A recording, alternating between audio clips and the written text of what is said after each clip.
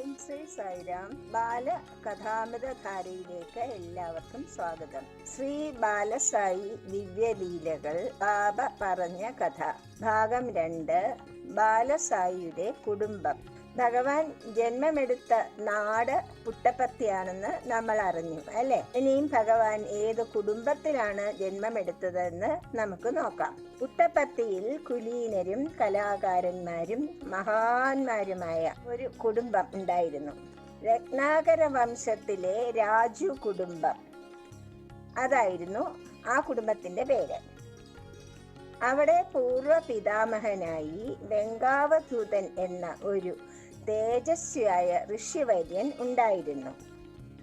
ഈശ്വരൻ തന്റെ വംശത്തിൽ ജനിക്കണമെന്ന് അദ്ദേഹം നിരന്തരം പ്രാർത്ഥിച്ചുകൊണ്ടിരുന്നു. അദ്ദേഹത്തിന്റെ കുടുംബത്തിൽ രത്നാകരം കൊണ്ടമ്മ രാജു എന്നു പേരായ ഒരു ഉത്തമ പുരുഷൻ ഉണ്ടായിരുന്നു. അദ്ദേഹത്തിന് രാമായണം മുഴുവൻ കാണാതെ പാരായണം ചെയ്യുവാനും പാടുവാനും കഴിയുമായിരുന്നു. കലാകാരനായിരുന്ന അദ്ദേഹം അഭിനയത്തിലും പാട്ടുപാടുന്നതിലും പുരാണ ഗ്രന്ഥങ്ങൾ, ഭഗവത്ഗീത, ഭാഗവതം എന്നിവയൊക്കെ വ്യാഖ്യാനിക്കുന്നതിനും അതിനിപുണനായിരുന്നു. ഈ കുടുംബമാണ് പുട്ടപ്പർത്തിയിലെ ഗോപാലസ്വാമി ക്ഷേത്രം സ്ഥാപിച്ചത്.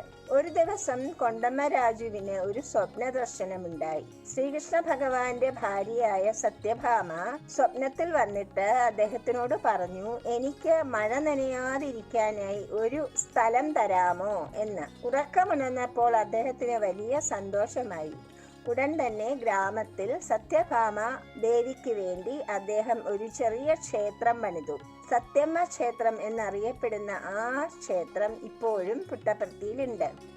അവിടെ ദേവിയുടെ അതിമനോഹരമായ ഒരു പ്രതിമ സ്ഥാപിച്ച് ഗ്രാമീണരെല്ലാവരും നന്നായിട്ട് പൂജ ചെയ്യുവാനും ആരാധിക്കുവാനും തുടങ്ങി. ഒരു ദിവസം വെങ്കാവധൂതൻ പുട്ടപ്പർത്തിയിൽ വന്നു.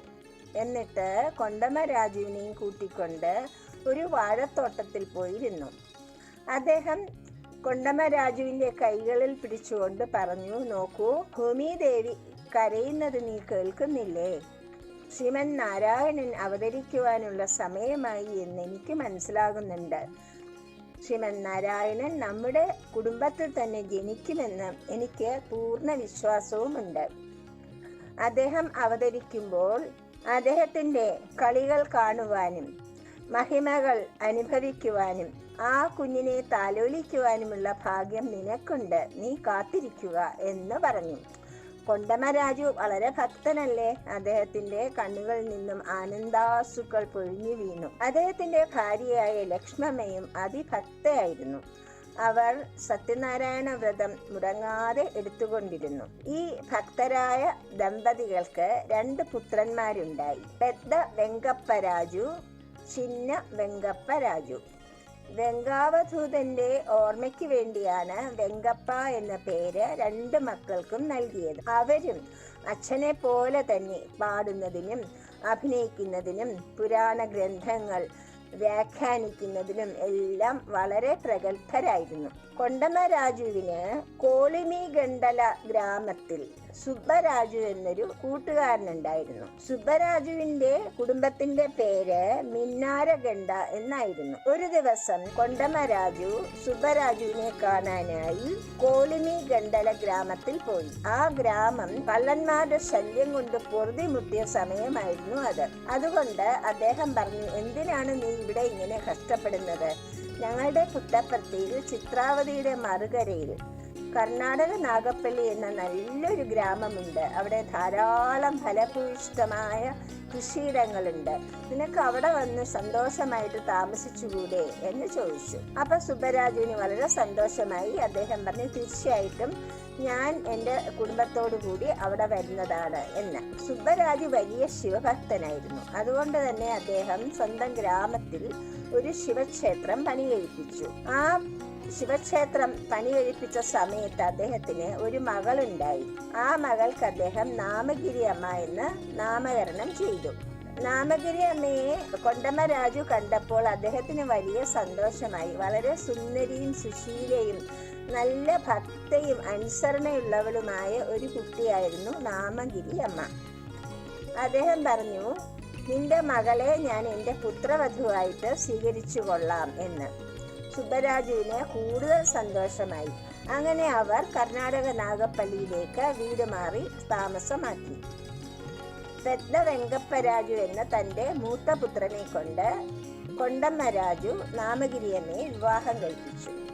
അദ്ദേഹത്തിന് തൻ്റെ മരുമകളെ വലിയ ഇഷ്ടമായിരുന്നു. പക്ഷെ എന്തുകൊണ്ടോ അദ്ദേഹത്തിന് ആ കുട്ടിയുടെ പേര് ഒട്ടും ഇഷ്ടമായില്ല. ഇത്ര നല്ലൊരു കുട്ടിക്ക് നല്ലൊരു പേര് കൊടുക്കണം എന്ന് പറഞ്ഞുകൊണ്ട് അദ്ദേഹം ഈശ്വരാംബ എന്ന പേര് നൽകി. ഈശ്വരാംബ എന്നാൽ എന്താണ് അർത്ഥം? ഈശ്വരന്റെ അമ്മ. അതൊരു പ്രവചനം പോലെ ആയിത്തീർന്നു. കാരണം ഭാവിയിൽ ഈശ്വരന്റെ അമ്മയായി തീരുവാനുള്ള ഭാഗ്യം ഈശ്വരാംബയ്ക്കുണ്ടായിരുന്നു. പെദ്ദ വെങ്കപ്പരാജുവിനും ഈശ്വരാംബയ്ക്കും ശേഷമരാജു എന്ന ഒരു പുത്രനും വെങ്കമ്മ പർവതമ്മ എന്ന 2 പുത്രിമാരും ഉണ്ടായിരുന്നു. അതിനുശേഷം കുടുംബത്തിലെ എല്ലാവരെയും സങ്കടപ്പെടുത്തിക്കൊണ്ട് 4 പ്രാവശ്യം ഈശ്വരാംബയ്ക്ക് ഗർഭം അലസിപ്പോയി. അതുകൊണ്ട് തന്നെ അവർക്ക് ഒരു മകനും കൂടി ഉണ്ടാകണമെന്ന് വലിയ ആഗ്രഹം ജനിച്ചു. അവരും അവരുടെ അമ്മായിയായ ലക്ഷ്മമ്മയും കൂടെ വളരെ തീവ്രമായിട്ട് സത്യനാരായണ വ്രതം എടുക്കുവാൻ തുടങ്ങി. അവർ ജലപാനം പോലും കഴിക്കില്ല. വ്രതം അവസാനിച്ച് പൂജകളെല്ലാം കഴിഞ്ഞ് പ്രസാദം കിട്ടിയ ശേഷം മാത്രമേ അവർ വെള്ളം പോലും കുടിച്ചിരുന്നുള്ളൂ. അത്ര കഠിനമായ വ്രതനിഷ്ഠയോടുകൂടി അവർ വ്രതം നോക്കിയത് എന്തിനാണെന്നറിയാമോ? ഗംഗാവധൂതൻ പറഞ്ഞില്ലേ തങ്ങളുടെ കുടുംബത്തിൽ ഈശ്വരൻ അവതരിക്കുമെന്ന്. ആ ഈശ്വരാവതാരം തൻ്റെ 8ാമത്തെ പുത്രനായിട്ട് ജനിക്കണമേ എന്ന് പ്രാർത്ഥിച്ചുകൊണ്ടാണ് ഈശ്വരാംബ ആ വ്രതം നോക്കിയത്. ദേവകി ദേവിക്ക് ശ്രീകൃഷ്ണൻ ജനിക്കുമെന്ന് എങ്ങനെയാണ് മനസ്സിലായത്? അശരീരിയിലൂടെ ഇല്ലേ? അശരീരി എന്നാൽ എന്താണ്? ശരീരമില്ലാതെ ശബ്ദം മാത്രം വരുന്നത്. അശരീരി എന്താണ് പറഞ്ഞത്? ഹേ കംസ, ദേവകി ദേവിയുടെ 8ാമത്തെ പുത്രനായി ഞാൻ ജനിക്കും, നിന്നെ വധിക്കും എന്ന് അല്ലേ? ഈശ്വരാംബയുടെ 8ാമത്തെ പുത്രനായിട്ട് ഭഗവാൻ തന്നെ അവതരിക്കുമെന്ന് എങ്ങനെയാണ് മനസ്സിലായത്? അതൊരു കഥയാണ്. എന്താണെന്നറിയാമോ? ഒരു ദിവസം ഈശ്വരാംബ മുറ്റത്തെ കിണറ്റിൽ നിന്നും വെള്ളം കോരിക്കൊണ്ടിരിക്കുകയായിരുന്നു. അപ്പോൾ ആകാശത്തു നിന്നും നീല നിറത്തിലുള്ള ഒരു പ്രകാശഗോളം താഴേക്ക് വന്ന് ഈശ്വരാംബയുടെ ഉള്ളിൽ പ്രവേശിച്ചു. അവർ ബോധരഹിതയായി താഴെ വീണു. അത് കണ്ടുകൊണ്ട് ലക്ഷ്മമ്മയും അടുത്ത വീട്ടിലെ സുബ്ബമ്മയും ഓടി കിണറ്റിന്റെ കരയിലെത്തി. അവർ വെള്ളം തളിച്ചപ്പോൾ ഈശ്വരാമ്മ ബോധവതിയായി. അവർ പറഞ്ഞു, അമ്മേ, ഇങ്ങനെ ഒരു സംഭവം ഉണ്ടായി എന്ന്.